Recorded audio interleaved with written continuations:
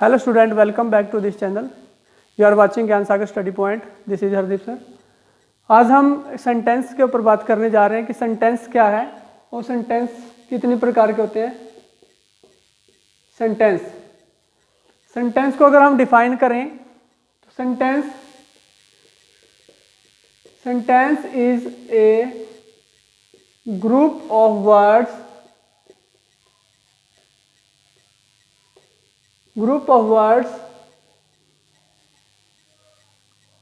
which makes complete sense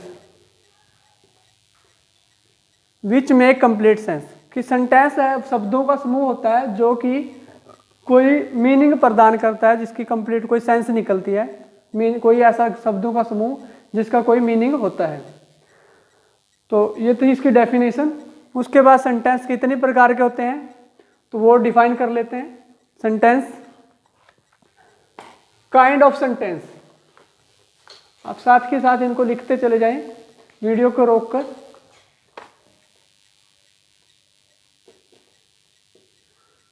number 1 पे आता है असर्टिव सेंटेंस। असर्टिव सेंटेंस क्या होते हैं? वो स्टेटमेंट होती हैं जो सिंपल स्टेटमेंट, जिनको हम सिंपल सेंटेंस भी कह सकते हैं, सिंपल वाक्य कह सकते हैं, तो वो हमारे असर्टिव सेंटेंस होते हैं। इसके साथ हम इसको सिंपल वाक्य भी कह सकते हैं, सिंपल सेंटेंस भी कह सकते हैं। सिंपल सेंटेंसों में इसके दो पार्ट होते हैं। इसमें जैसे कि एक तो होता है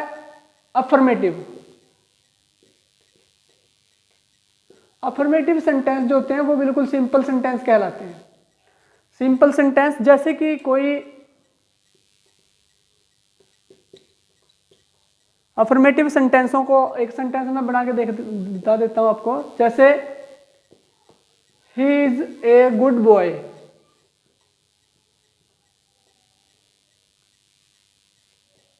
दे are playing.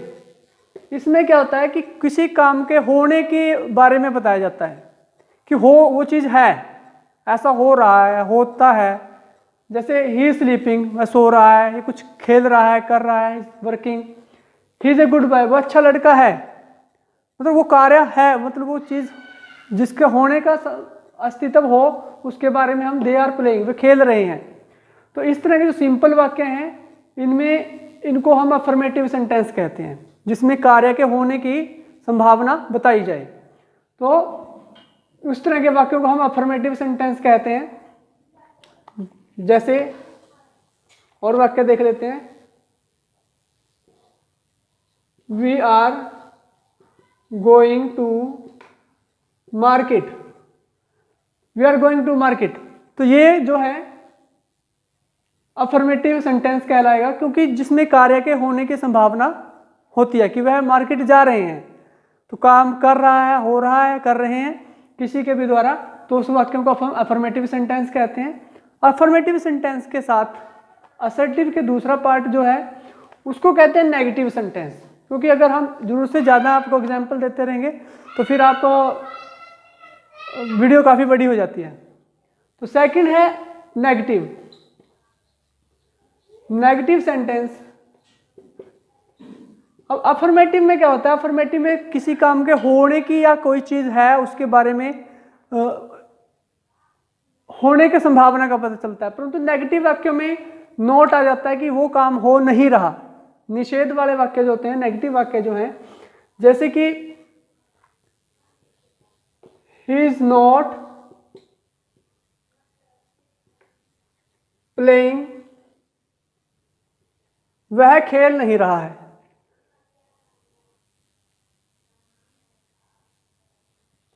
You can not go, आप जा नहीं सकते।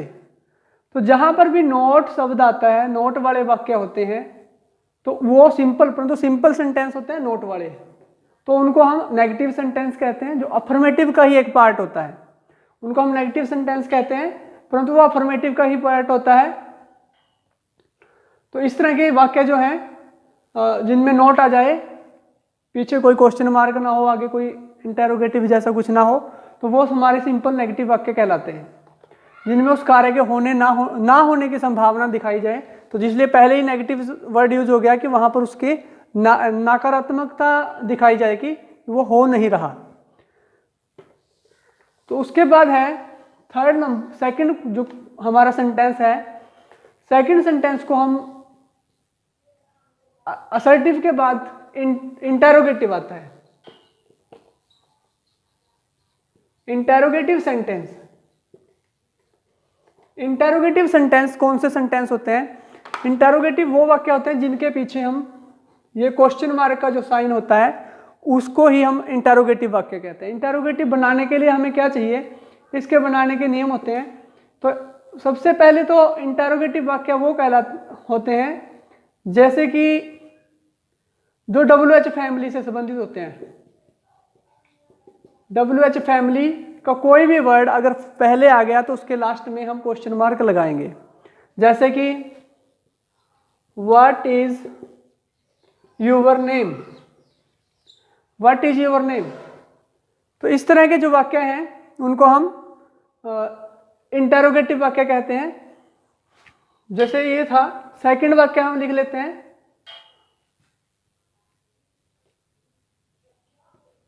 Where is your house. और देख लेते हैं, हाउ डू यू डू। तो जो भी इंटेरोगेटिव सेंटेंस होते हैं उनके आगे WH फैमिली का कोई ना कोई वर्ड होता है, उसको हम इंटेरोगेटिव सेंटेंस कहते हैं। फर्स्ट था what is your name, where is your house, how do you do, when did you केम।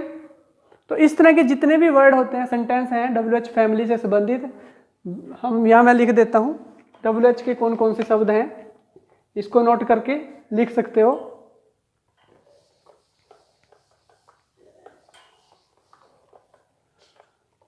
जैसे हाउ, व्हाट, व्हेन, वेयर, विच,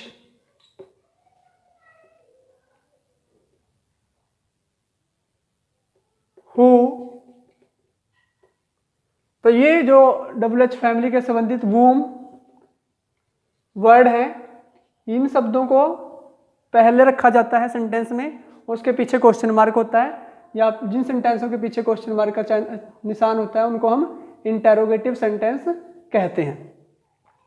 तो इंटेरोगेटिव ओनली WH वाले ही होते हैं या फिर कोई और सेंटेंस भी इंटेरोगेटिव हो सकते हैं? अब क्वेश्चन ये उठता है। इसके साथ दूसरे नंबर पे जो इंटेरोगेटिव सेंटेंस बनते हैं वो किससे बनते हैं? जो भी हमारी हेल्पिंग वर्ब्स हैं, हेल्पिंग वर्ब्स जो हैं वो भी हमारी इंटेरोगेटिव सेंटेंस बनाती हैं। तो वो कैसे बनाती हैं? पहले तो हेल्पिंग वर्ब लिख लीजिए कौन कौन सी होती हैं। इसमें होती हैं डू, डज, डिड, और जो बी की फॉर्म होती है इज, एम, आर, वाज, वर,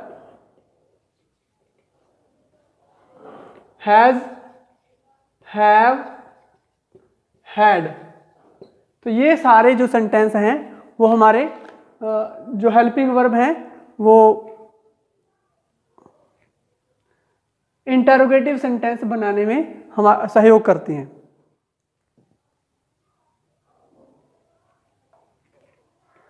तो हेल्पिंग वर्ब के साथ हम किस तरह से सेंटेंस बना सकते हैं?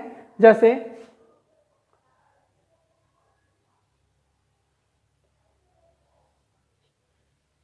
Does he go to market, क्या वह मार्केट जाता है? डिड शी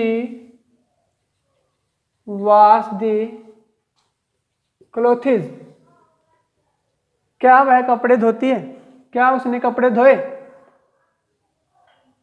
तो इस तरह के जो सेंटेंस हैं जब भी इनमें से कोई भी do, does, did, is, am, are, was, were, has, have, had, कोई भी सेंटेंस अगर आगे आता है फर्स्ट नंबर पे, उसके बाद आता है सब्जेक्ट, फिर हमारी वर्ब आती है, उसके बाद अदर वर्ड आते हैं, तो हम उसके पीछे जो क्वेश्चन मार्क होता है वो भी हमारे इंटरोगेटिव सेंटेंस होते हैं। मतलब ये है कि WH फैमिली के साथ जो हमारी हेल्पिंग वर्ब है वो भी इंटरोगेटिव सेंटेंस जनरेट कर देती है। तो जहाँ पर भी हेल्पिंग वर्ब पहले नंबर पे आए तो इसका जो स्ट्रक्चर बनेगा तो ये कैसे बनेगा, देखो हेल्पिंग वर्ब के बाद है हमारा सब्जेक्ट, फिर है वर्ब और उसके बाद है अदर वर्ड या ऑब्जेक्ट कह सकते हैं या अदर वर्ड कह सकते हैं। तो ये सारे, उसके बाद क्वेश्चन मार्क का निशान आएगा, जहाँ पर भी इस क्वेश्चन मार्क दिखे वो हमारा इंटरोगेटिव सेंटेंस होता है।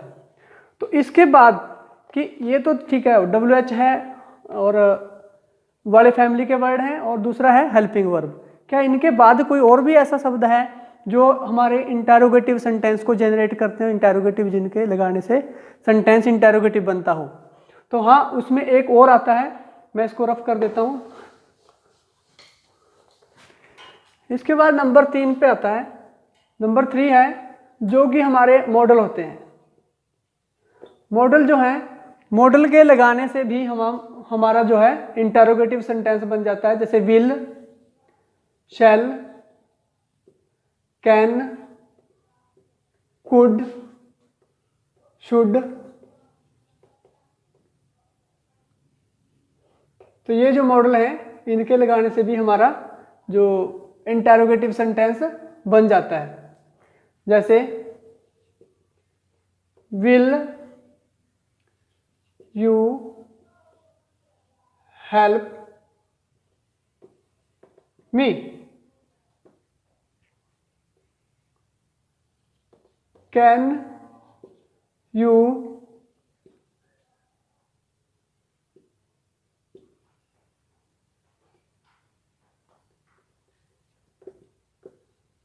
Lift this box.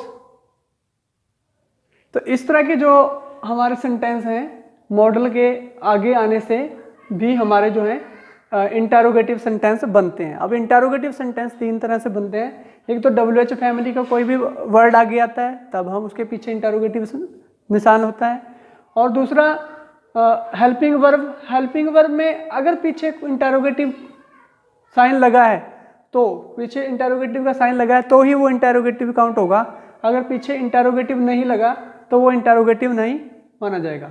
तो इस तरह से दूसरा वर्ड जो है मॉडल है 3rd नंबर पे, क्योंकि मॉडल में ये मॉडल जब आगे आते हैं हमारे किसी भी सेंटेंस के आगे तो हम उसको भी interrogative sentence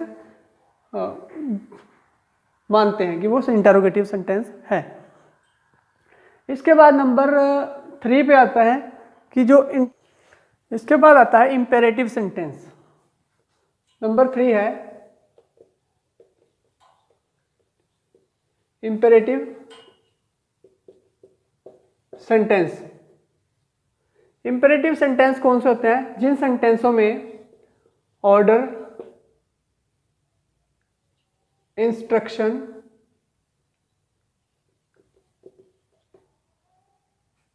prayer,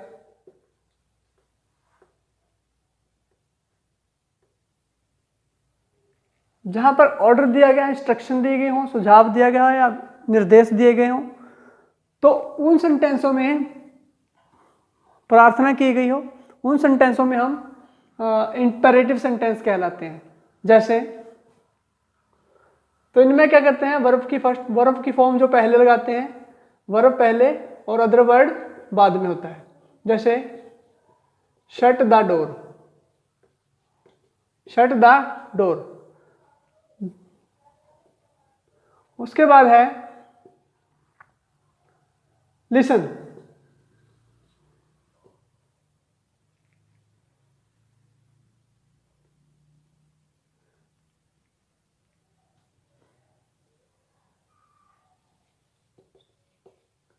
get out.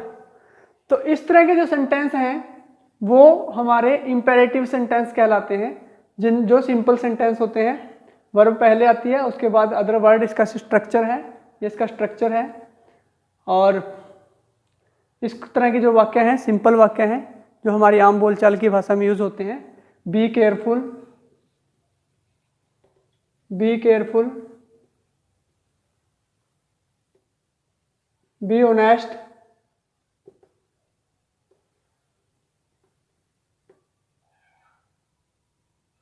Stand up, stand up.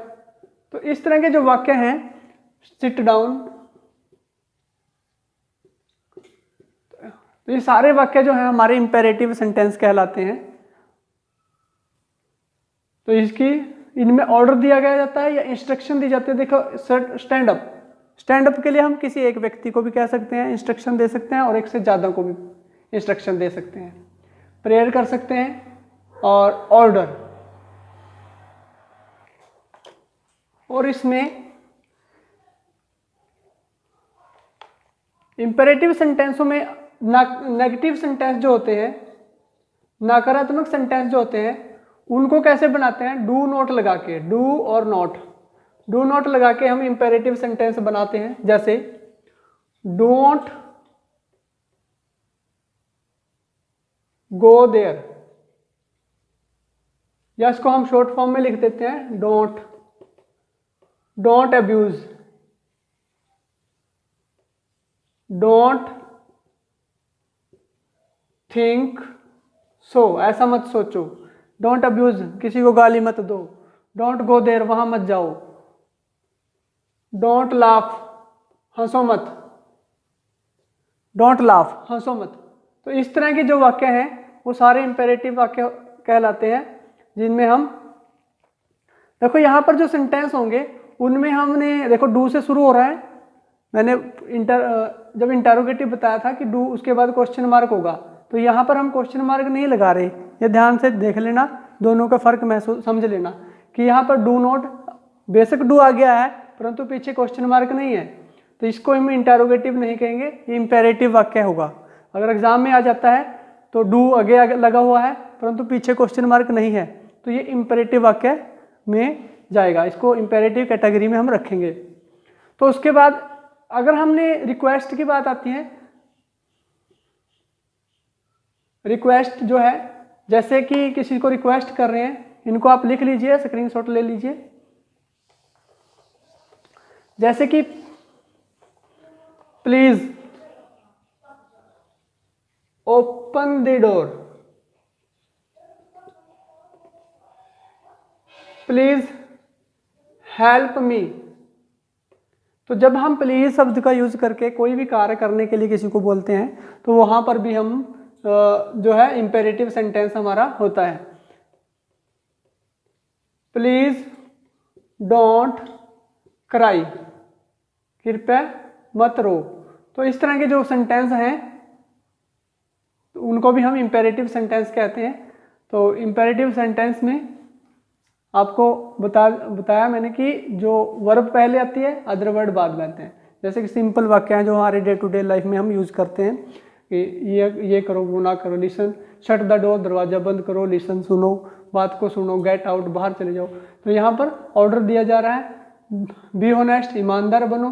सो आपको बताया जा रहा है, इंस्ट्रक्शन दी जा रहे हैं, स्टैंड अप, सिट डाउन। तो इस तरह के, या फिर रिक्वेस्ट की जाएगी। तो उस तरह के जो सेंटेंस हैं वो सारे हमारे इंपेरेटिव सेंटेंस कहलाते हैं। तो इंपेरेटिव सेंटेंस में एक और कैटेगरी आती है सेंटेंसों की, जैसे कि लेट के साथ बनते हैं। जो लेट के साथ हम जो सेंटेंस बनाते हैं लेट का प्रयोग करके, तो वो सेंटेंस अभी हम देख लेते हैं। लेट का प्रयोग करने दो या करेंगे, या ऐसा करें, करें ऐसा। तो इस तरह के वाक्यों को बताने के लिए हम लेट का प्रयोग करते हैं, वो भी इंपेरेटिव सेंटेंस कहलाते हैं। जैसे, तो इनमें सब्जेक्ट के स्थान पर जो है ही, शी, इट का प्रयोग नहीं करते। तो पोजेसिव जो प्रोनाउन है, पोजेसिव प्रोनाउन है, उनका हम प्रयोग करते हैं। जैसे मी, हिम, अस, हर। तो इस तरह के जो प्रोनाउन हैं उन सब का हम प्रयोग करते हैं। जैसे लेट हिम गो, उसे जाने दो। लेट मी गो, मुझे जाने दो। Let them to see the truth, उन्हें सच को पता लगाने दो, कि उनको इस तरह करने दो या वो करेंगे।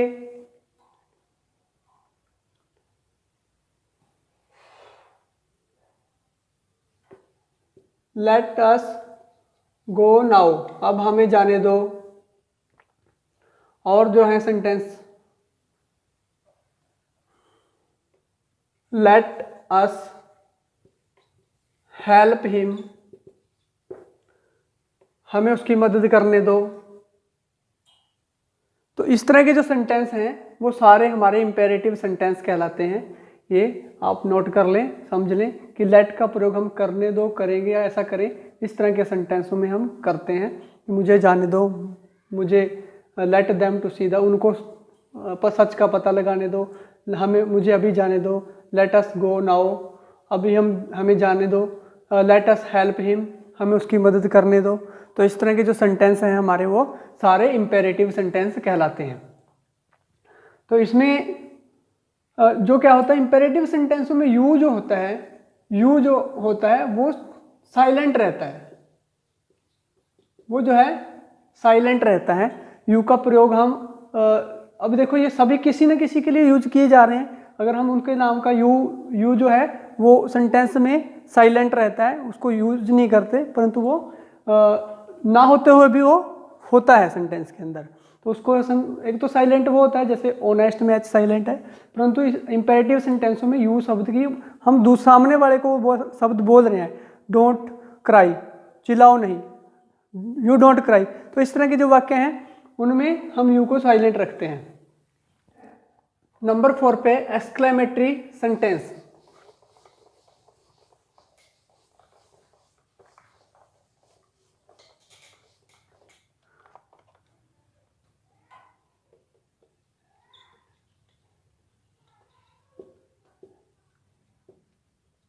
एक्सक्लेमेटरी सेंटेंस जिनमें ये निशान जो है, चिन्ह दे रखा है, ये साइन होता है, उसको एक्सक्लेमेटरी सेंटेंस होते हैं। जो कि हमारी सडन फीलिंग को एक्सप्रेस करते हैं, तो उनको एक्सप्रेस करते हैं, तो उसको हम एक्सक्लेमेटरी सेंटेंसों में यूज करते हैं। जैसे कि सडन फीलिंग में आते हैं हमारे, चाहे वो सोरो हो, चाहे वो हैप्पीनेस हो,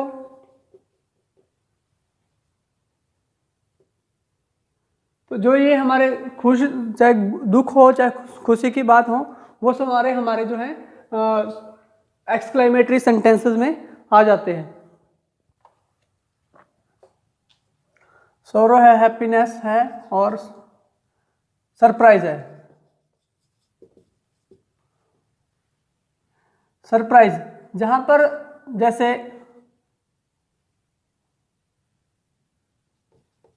how beautiful the flower is, तो इस तरह के जो सेंटेंस हैं जहां पर सरप्राइज की बात बता रखी हो या फिर खुशी की बात हो, जैसे कि hurray we have won the match, we have won the, hurray, alas I have ruined, कि मैं बर्बाद हो गया। तो इस तरह के जो जहां पर भी साइन होता है सेंटेंस के अंदर, उसको हम एक्सक्लेमेटरी सेंटेंस कहते हैं। परंतु एक चीज ध्यान रखना कि हमारे सेंटेंस में मैंने इंटरोगेटिव सेंटेंस जब करवाया था, व्हाट ए ब्यूटीफुल गर्ल, तो यहां पर देखिए WH से शुरू हो रहा है, ये भी WH के प्रकार में आता है, तो ये दोनों में WH से शुरू हो रहे हैं, परंतु पीछे एक्सक्लेमेटरी चिन्ह दे रखा है। तो ये एक्सक्लेमेटरी सेंटेंस काउंट होंगे। अब इनको हम ये नहीं कहेंगे कि ये तो इंटेरोगेटिव सेंटेंस है। इन चीज़ों का ध्यान रखना, ये छोटी छोटी बारीकियाँ होती हैं। ऐसे तो हमारी सेंटेंस बुक्स में सभी सेंटेंस लिखे पड़े होते हैं, परंतु जो चीज़ अंडरस्टैंडिंग की होती है वो ये होती है कि यहाँ पर भी WH से शुरू हो रहा है, परंतु यहाँ पर व्यक्ति के अंदर की सरप्राइज को एक्सप्रेस किया जा रहा है। जब इंसान के अंदर की फीलिंग को एक्सप्रेस किया जाता है तो वहाँ पर ही जो है एक्सक्लेमेटरी सेंटेंस होते हैं, जो हमारे अंदर की दुख सुख और हमारे सरप्राइजेस को प्रकट करते हैं। तो एक्सप्रेस करते हैं सडन फीलिंग, अचानक एकदम से हम उसके बारे में सोचते हैं, यानी कि हम काफ़ी देर बाद अचानक से हमारे अंदर जो इम्पल्स उठती हैं, आवेग उठते हैं, एक्सप्रेस फीलिंग होती है हमारी, तो उनके प्रति हम रिएक्शन देते हैं। तो how beautiful the flower is, कितना सुंदर फूल है, hurray we have won the match, खुशी होती है कि हम मैच जीत गए, या गम होता है अगर कोई बर्बाद हो जाए। तो इस तरह की जो सेंटेंसेस होते हैं वो हमारे एक्सक्लेमेटरी सेंटेंस कहलाते हैं। तो इन चीज़ों का ध्यान रखना है कि वो सेंटेंस चाहे बेसिक देखो WH से शुरू हो रहा है, परंतु ये अभी इसको इंटेरोगेटिव हम नहीं मानेंगे, क्योंकि यहाँ पर एक व्यक्ति के फीलिंग बताई जा रही है, ना कि उससे कुछ पूछा जा रहा है। तो वो अपने मन की बातें बता रहा है सामने वाले को, सामने वाले से पूछ नहीं रहा कि मुझे कैसा महसूस हो रहा है, परंतु वो सामने वाले को अपने मन की बात बता रहा है कि कितना सुंदर कोई चीज़ है, तो वो उसके बारे में बता रहा है। तो जब सडन फीलिंग की बात आती है तो वहाँ पर हमारा एक्सक्लेमेटरी सेंटेंस होता है। ये चीज़ आप ध्यान से इसको नोट कर लें। तो उसके बाद नंबर 5 पे, वैसे तो ये 4 ही तरह के सेंटेंस होते हैं, ये 4 तरह के सेंटेंस होते हैं, परंतु एक सेंटेंस और है जो इसको हम इंग्लिश के जो सेंटेंसों की कैटेगरी में तो नहीं रखते, परंतु फिर भी वो सेंटेंस होते हैं, वो भी मैं आपको बता देता हूँ ताकि आपको इस वीडियो में आपको ये सेंटेंस के बारे में भी जानकारी हो जाए। तो इसके बाद आता है एक ऑप्टेटिव सेंटेंस, नंबर 5 पे है। नंबर 5 पे है optative.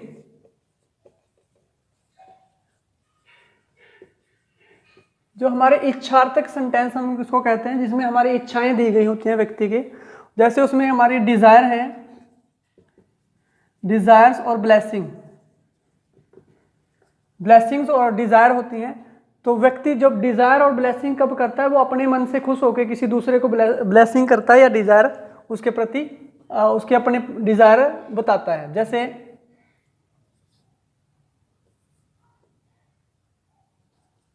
May you live long, may you live long. तो जहाँ पर व्यक्ति को दूसरे को आशीर्वाद देने के लिए इस तरह के वाक्य प्रयोग किए जाते हैं, ब्लेसिंग दी जाती है व्यक्ति को अपनी, कोई व्यक्ति देता है may you prosper, may you prosper, कि आप तरक्की करें। ऑप्टेटिव वाले सेंटेंस जो होते हैं, जो इनमें भी पीछे एक्सक्लेमेटरी का चिन्ह लगा होता है, जैसे कि जो सेंटेंस में एक्सक्लेमेटरी चिन्ह लगा होता है तो इनमें हम एक्सक्लेमेटरी की ही कैटेगरी में डालते हैं। अगर हमारे पास एग्ज़ाम में इस तरह के सेंटेंस आ जाते हैं ब्लेसिंग और डिज़ायर वाले, तो अगर ऑप्शन में हमारे पास ऑप्टेटिव लिखा है तो हम ऑप्शन में के हिसाब से उसको ऑप्टेटिव में डालेंगे। अगर ऑप्टेटिव की सेंटेंस हमारे पास नहीं आया तो फिर हम उसको एक्सक्लेमेटरी की कैटेगरी में डालेंगे। एक और सेंटेंस देख लेते हैं, गॉड सेव द किंग। तो इस तरह का सेंटेंस है, तो ये भी व्यक्ति की इच्छा को बता रहा है कि भगवान राजा की रक्षा करे। तो ये भी एक आशीर्वाद डिज़ायर है, व्यक्ति की इच्छा है, या ब्लेसिंग दे रहे हैं। तो यहाँ पर भी इस तरह के सेंटेंस को भी हम ऑप्टेटिव सेंटेंस की जो है कैटेगरी में रखते हैं। तो जहाँ पर ये WH वाले सेंटेंस मैंने आपको बताया था कि WH फैमिली से कोई भी सेंटेंस है, तो अगर उनके साथ भी ये जो एक्सक्लेमेटरी चिन्ह आ जाता है तो वहाँ उनको फिर हम इम्पेरेटिव में नहीं रखेंगे, तो वो भी हम फिर हम जो है एक्सक्लेमेटरी सेंटेंसों की कैटेगरी में उसको हम रखते हैं। तो ये जो सेंटेंस हैं ऑप्टेटिव सेंटेंस के, वैसे तो ये एक्सक्लेमेटरी सेंटेंस का ही हिस्सा होते हैं। तो अगर हमारे पास ऑप्शन में ऑप्टेटिव अलग से दिया है तो फिर हम उसको डिस्क्रिमिनेट कर सकते हैं, अगर हमारे पास ऑप्शन नहीं है तो फिर वही हम रखेंगे एक्सक्लेमेटरी। तो ऑप्टेटिव सेंटेंस आप समझ गए होंगे कि किस तरह से हमने करना है, और इसमें होता क्या है। इसमें भी एक्सक्लेमेटरी चिन्ह होता है, परंतु इसमें व्यक्ति की इच्छाएं और डिज़ायर ये इच्छार्थक शब्द हम इसको कह सकते हैं। तो जो हमारे व्यक्ति की इच्छाएं और ब्लेसिंग दे रखी होती है, जहाँ आशीर्वाद के रूप में कुछ बताया जाए, व्यक्ति की फीलिंग हो, तो वहाँ पर हम ऑप्टेटिव सेंटेंस लगाते हैं। आप लोगों को सारे सेंटेंस ये बता दिए गए हैं, तो इसमें नेक्स्ट वीडियो में हम आपको कुछ रिवीजन भी करवा देंगे सेंटेंसों की, ताकि थोड़ी और आपको सेंटेंसों के बारे में क्लियरिटी हो जाए कि कहाँ पर सेंटेंस को कैसे हम आइडेंटिफाई कर सकते हैं।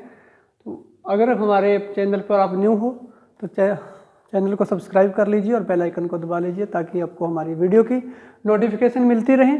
और इस तरह मिलते हैं नए सेंटेंसेस के साथ, कुछ नए टॉपिक के साथ। तब तक के लिए हैव ए गुड डे।